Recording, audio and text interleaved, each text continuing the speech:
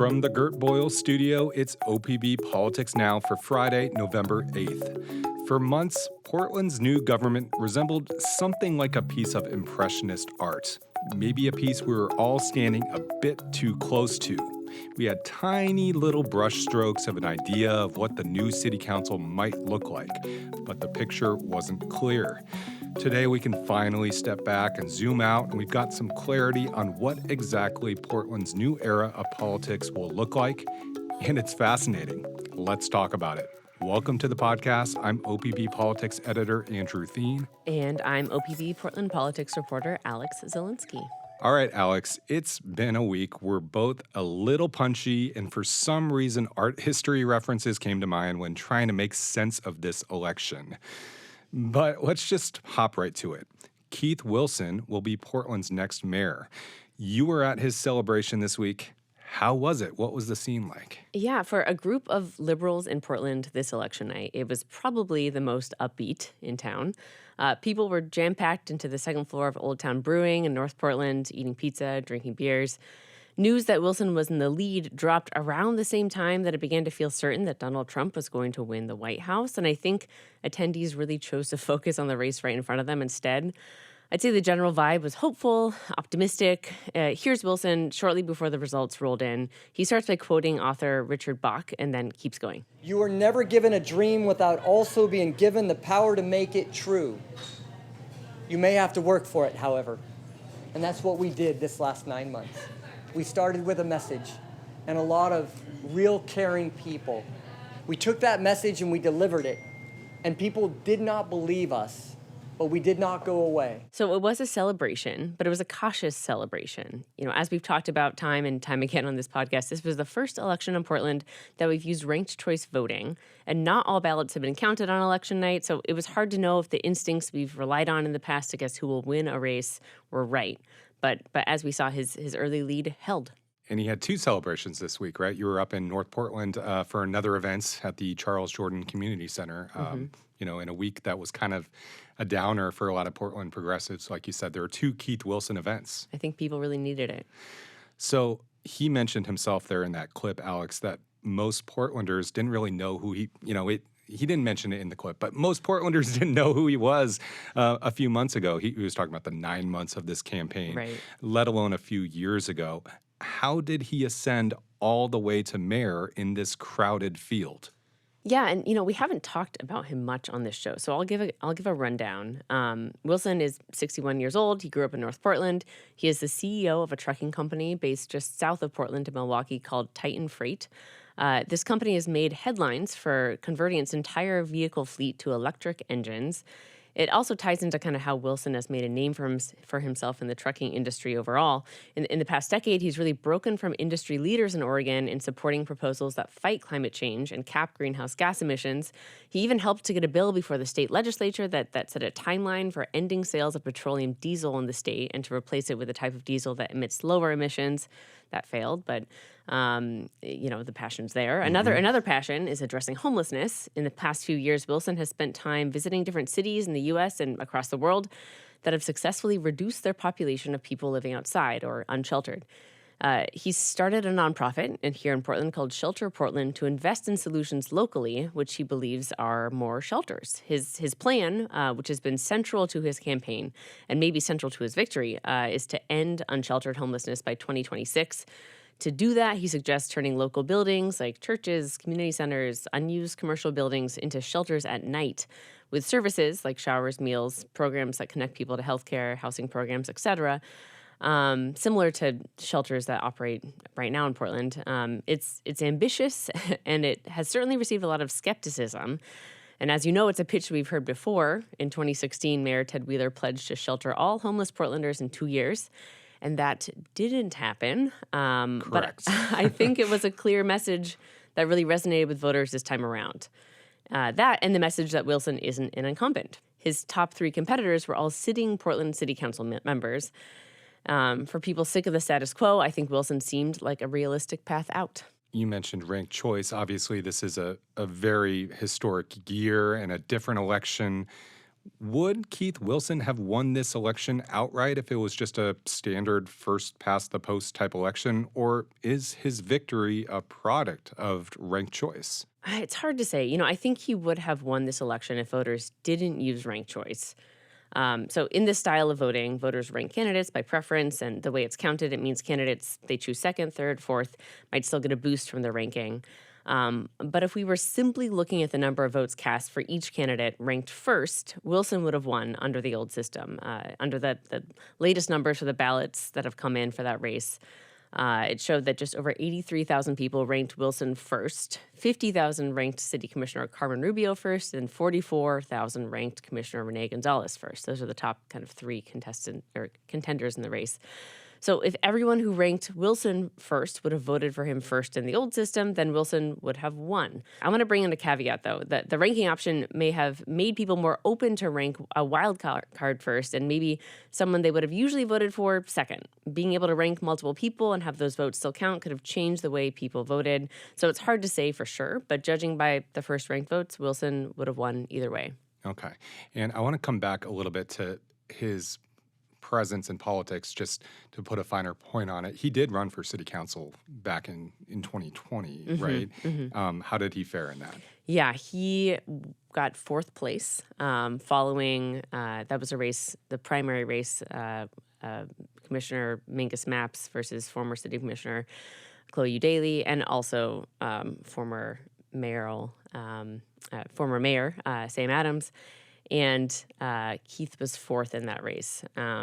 Of course, this time, Mingus Mapps also ran against Keith for mayor, and he got fourth place in this race. So the tables have turned. Tables have turned. And, we've both been around in the Portland political circle, I guess, either covering the city or working in journalism. And he first came on my radar when I was covering transportation many years ago, and he was showing up at these meetings talking about tolling, the proposal to toll Portland area highways, and he was very earnest. He was very present.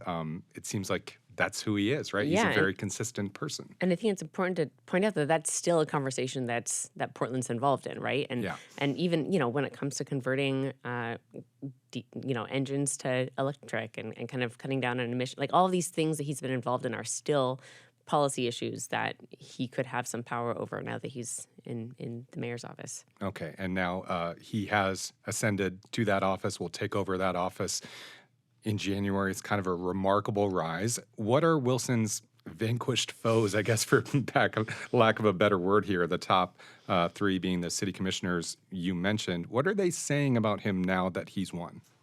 Yeah, so just to run through them again, it's Commissioner Gonzalez, Commissioner Rubio, and Commissioner Mingus Mapps. They all called Wilson Wednesday night to concede. That was after a second round of ballots were released, and the Oregonian called Wilson's race. And they're all being really kind and wishing him the best. One thing that's been a relief is that none of them are questioning the results of the election or the new method of voting and trying to invalidate any of it. Maybe it's more of a national theme. I think they all saw the writing on the wall, and I do think they genuinely got along with Wilson and supported his mission. Another thing to remember is that they're all going to be on the job hunt in January, and I can imagine that some are thinking about jobs that might work closely with city government, so could be smart to be in the mayor's good side. That's a good point. Okay, so you mentioned homelessness earlier, and obviously this was a key part of Wilson's campaign platform, but that's not the only thing that is on his radar. What else is Wilson saying that he wants to focus on? So yeah, he's spoken the most about homelessness, but he's also pledged to improve public safety by cracking down on public drug use and enforcing the city's camping ban. But he's thinking beyond these immediate challenges. Here's Wilson addressing a crowd of supporters during his acceptance speech Thursday. The goal of my administration will not be to focus on only the visible issues, like the terrible suffering on our streets. It will also be to focus on challenges that hardworking Portlanders are facing today. Many families and small businesses in Portland are struggling with the high cost of living and the lack of affordable housing. So Wilson has talked about creating more affordable housing, creating programs to support small businesses, and also improving transportation options in the city. One thing that carries over from his current job, Wilson has mentioned wanting to electrify the city's entire vehicle fleet to address emissions. I think it's safe to say that Wilson will be prioritizing programs that really address climate change as mayor. Okay. Alex, remind folks, just how much can Keith Wilson get done in this new form of government? I mean, one of the top criticisms of the old system was that the mayor was not as powerful as some other cities, right? Right, and there's no certainty that it will be any more powerful under this new format. So the biggest change is that the mayor will no longer vote on city council except to break a tie. They will not be responsible for passing legislation. Instead, the mayor will be tasked with overseeing city administrative duties and working closely with the new city administrator to get that done. The mayor will write the city budget, pending city council's approval, and will also have decision-making power over contracts, like the agreement between the county and the city over overseeing homeless programs, and any other city programs that are operated by nonprofits or private companies. It'll be up to the new mayor to define how they use that position. It could be a bully pulpit where the mayor is constantly lobbying the council to pass policies. It could be a quieter flex where the mayor is just advancing controversial big contracts without public input.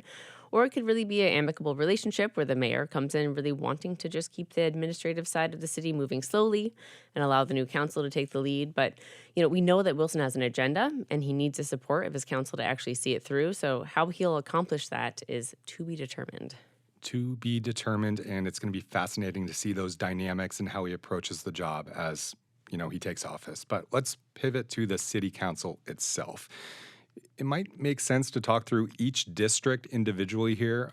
Before we get to that, though, overall, this is an interesting group of 12 people who appear to be very different in a lot of ways, right? There's a lot of age range and there's a lot of diversity and different life experiences. Yeah, the 12 candidates who have remained in the lead over the last few days and who are expected to win, they're diverse in all of these ways. Half of them are women, half men, nearly half are people of color.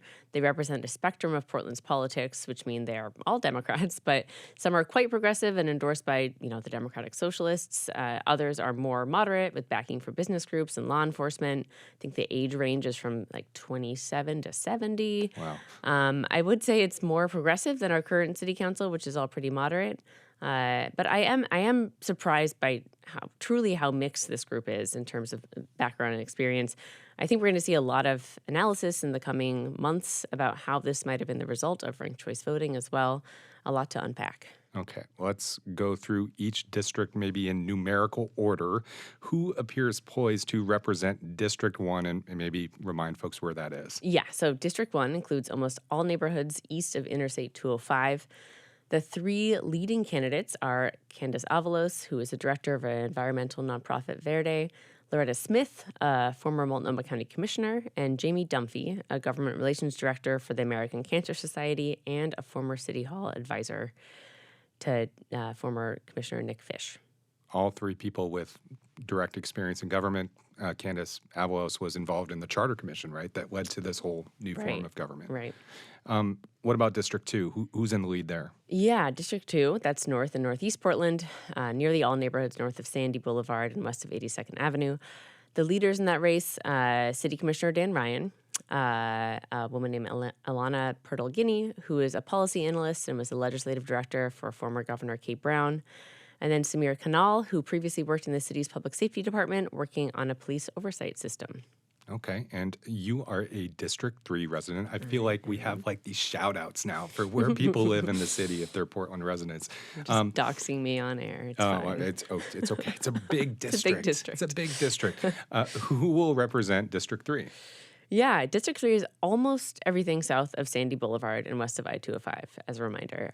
The three leading candidates there are former City Commissioner Steve Novick, Portland public school teacher Tiffany Koyama Lane, and Angelina Murillo, who works for an anti-hunger policy group and used to work for former City Commissioner Joanne Hardesty.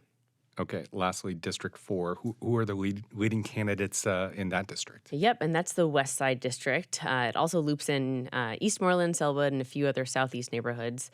There we have Olivia Clark, a one-time liaison to former Governor John Kitzhaber and a former policy lobbyist at TriMet.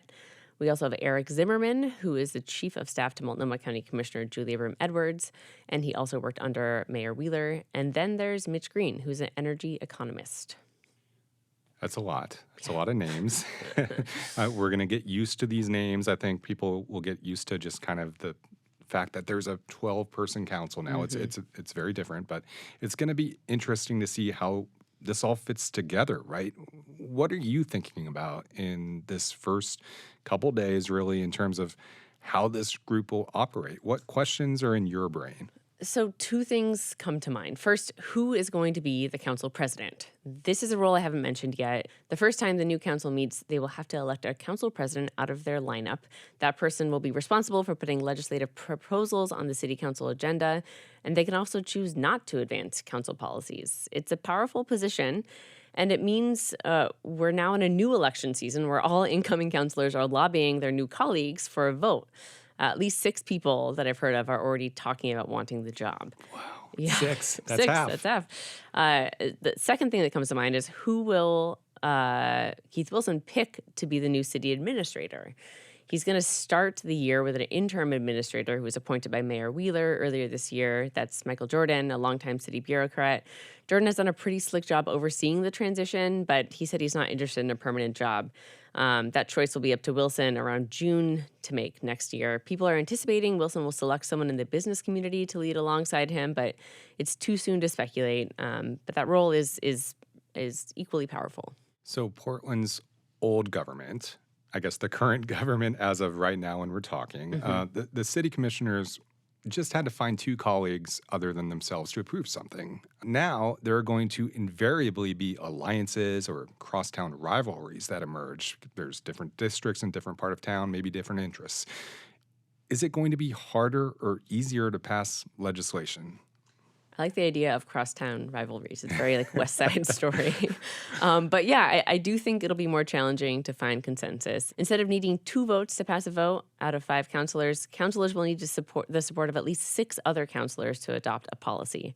That's a lot of people to wrangle. I do anticipate seeing voting blocks form where some like-minded councilors vote in lockstep on issues, and then we have some wild cards, swing councilors.